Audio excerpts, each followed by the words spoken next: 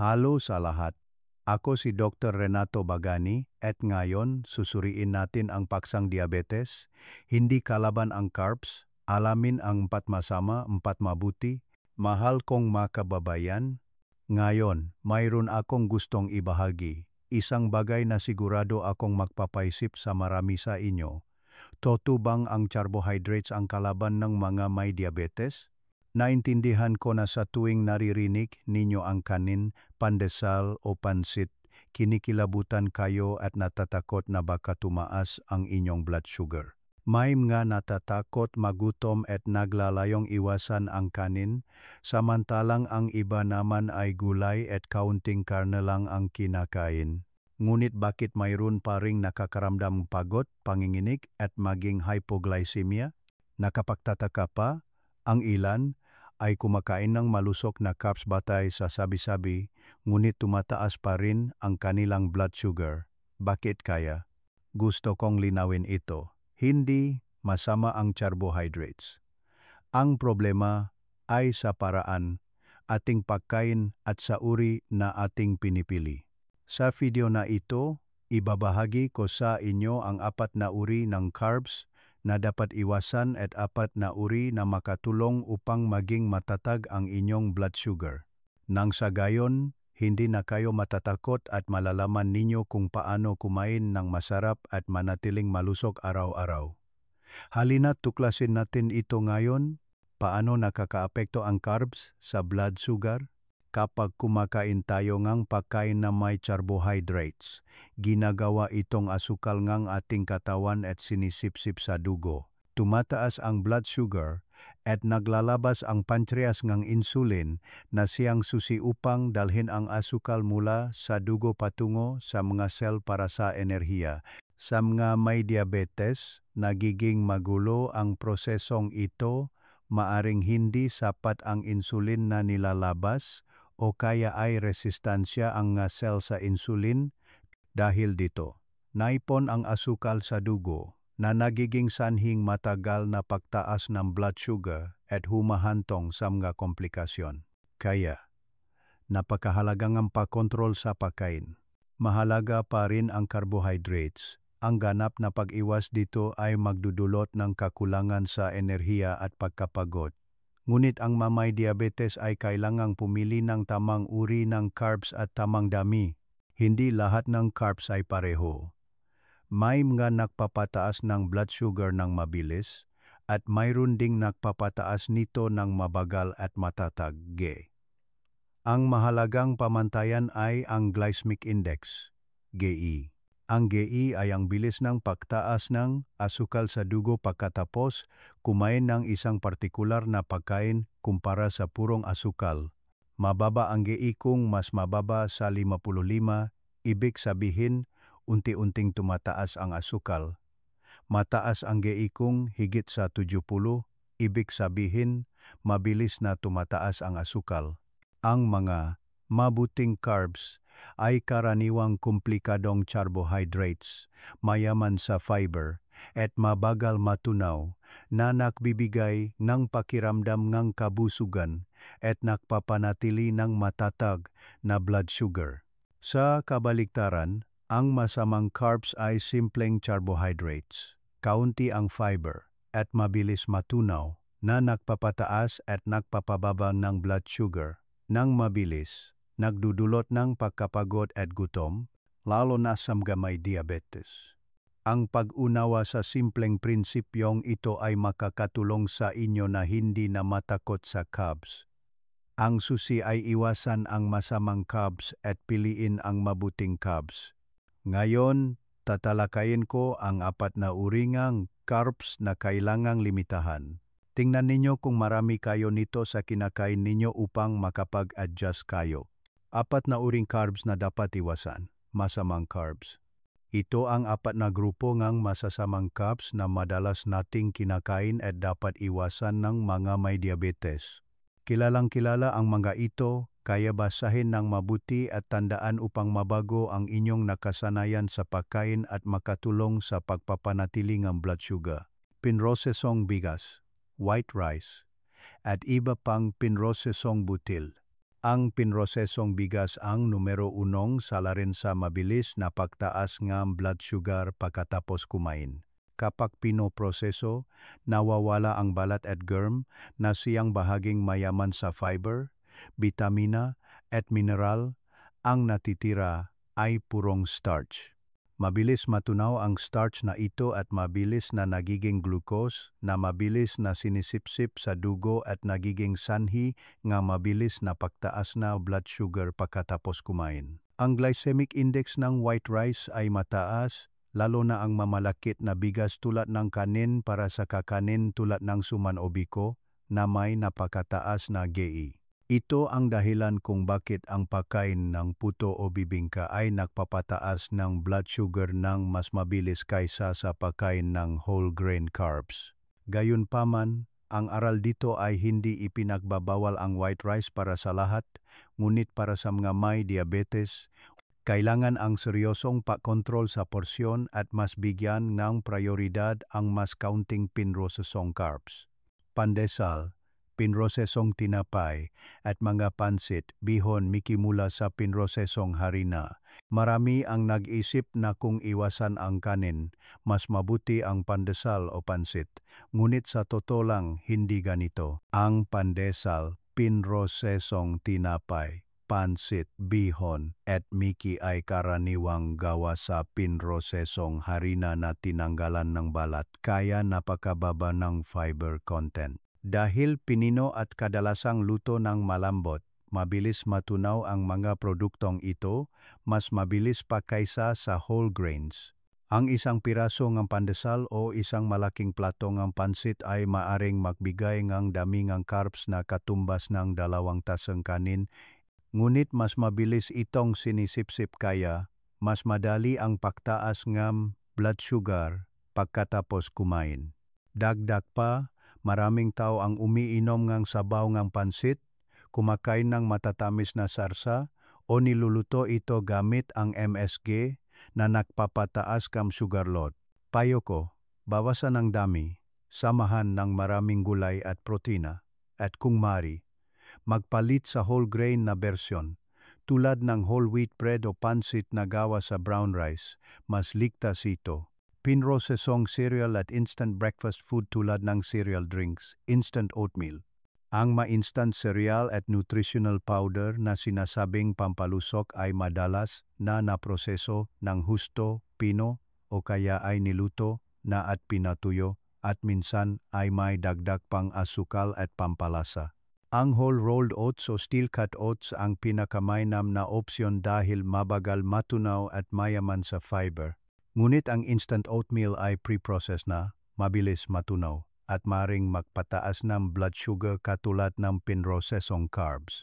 Ang ma-premixed cereal powder at instant oatmeal na pinagputol-putol ay madalas ding may dagdag na asukal o pinino na kaya mabilis ang pagsipsip. Marami akong nakilalang naniniwalang malusog ang pagkain ng cereal.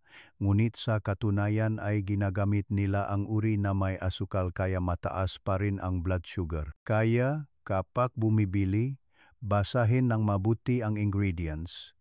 Iwasan ang may dagdag na asukal at unahin ang whole grain na kinakain ng hilaw o niluto sa bahay. Matamatamis at inuming mataas sa asukal. Candy, soft drinks, juice drinks. Ang grupong ito ay simpleng carbohydrates, hindi komplikadong starch, ngunit napakabilis ngang epekto nito sa blood sugar, mas mabilis pa kaysa sa kanin o tinapay. Ang candy, ice cream, halo-halo, soft drinks, milk tea at juice drinks ay naglalaman ng mabilis na maabsorb na asukal.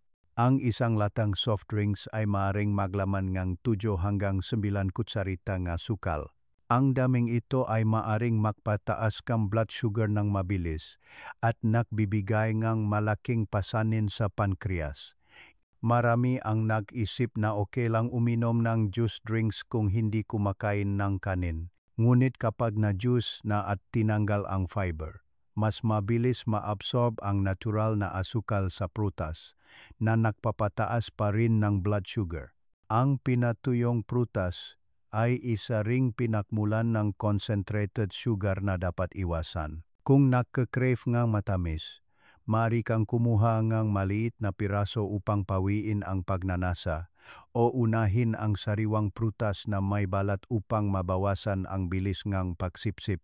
Sa madaling salita, ang masasamang carbs ay kadalasang mga produktong pinulbos o pre-processed, mababa sa fiber at mabilis maabsorb. Ang mga halimbawa ay white rice, white flour, instant cereals at matatamis. Masarap tingnan at madali kainin, ngunit madali itong nagpapataas ng blood sugar. Gayunpaman, huwag kayong mag-alala. Sa susunod na bahagi, mabibigay ako ng mga mungkahi para sa mga mabubuting carbs at practical na paraan para palitan ang nga ito upang masarap pa rin ang inyong pagkain at matatag ang inyong blood sugar. Apat na uring carbs na makakatulong magpapanatili ng stable na blood sugar. Mabuting carbs. Ngayon, alamin natin ang apat na uri ngang mabubuting carbs. Ibig sabihin, ang mga pinakmulan ngang carbs na nagbibigay ngang enerhiya at nakakatulong magpanatili nga stable na blood sugar para sa mga may diabetes.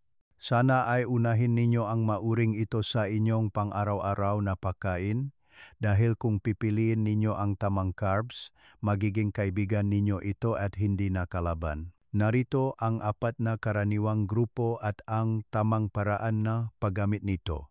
Brown rice at whole grains. Ang pangunahing solusyon sa pagpapalitang white rice ay brown rice at iba pang whole grains.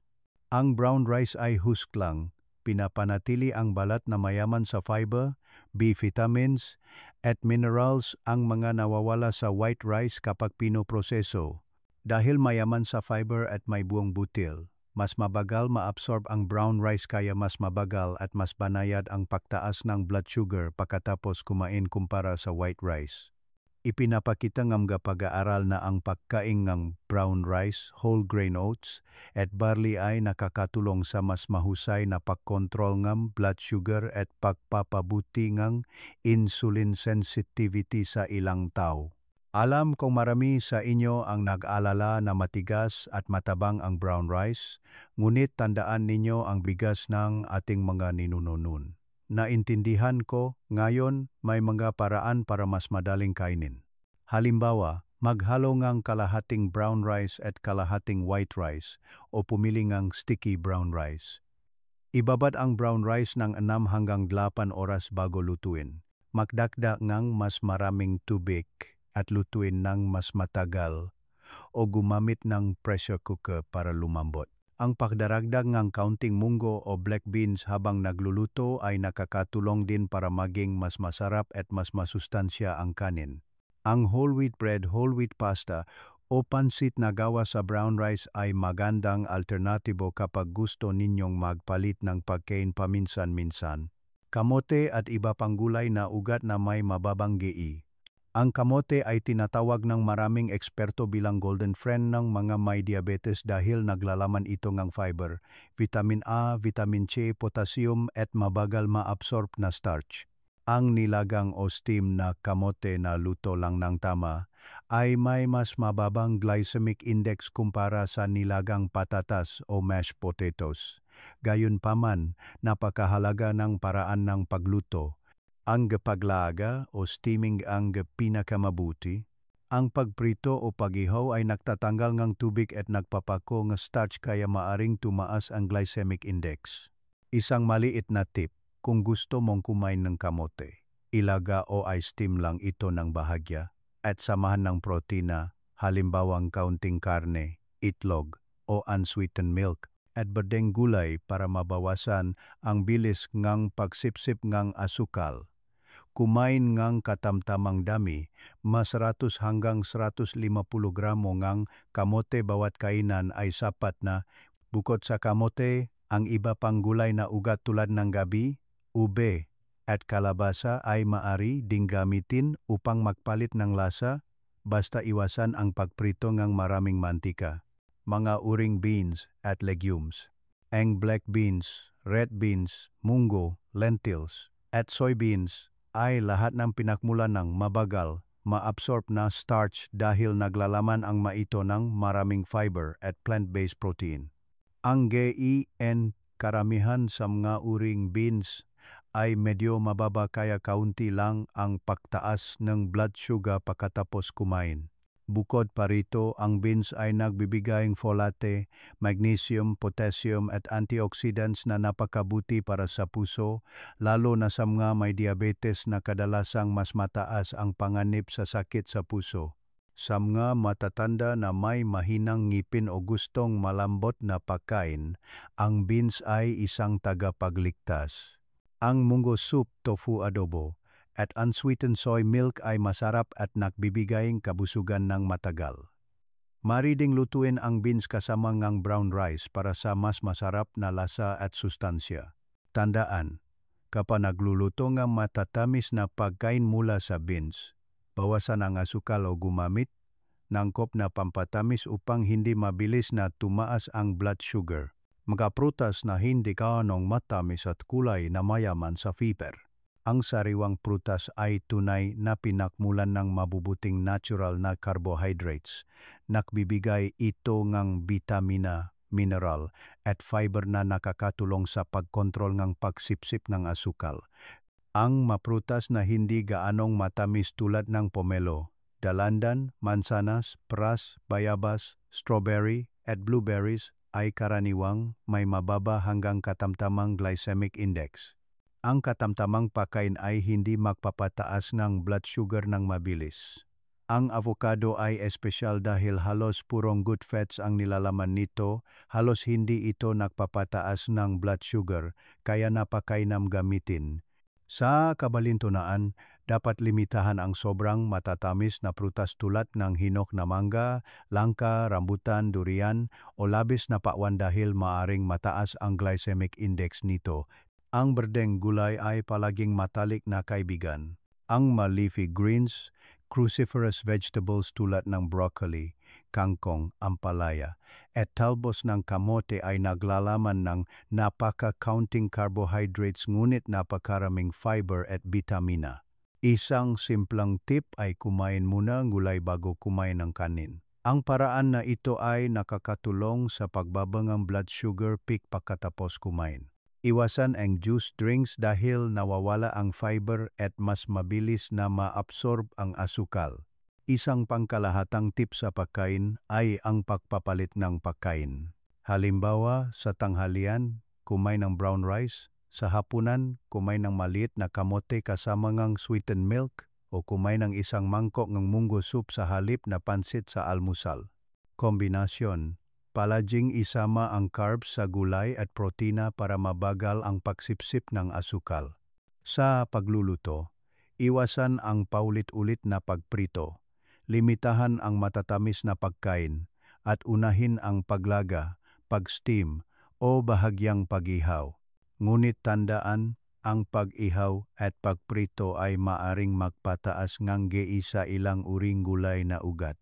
Porsyon, bawasan ang kabuuang dami ng carbs sa halos 1,3 kumpara sa normal na tao kung kailangang kontrolin ang blood sugar.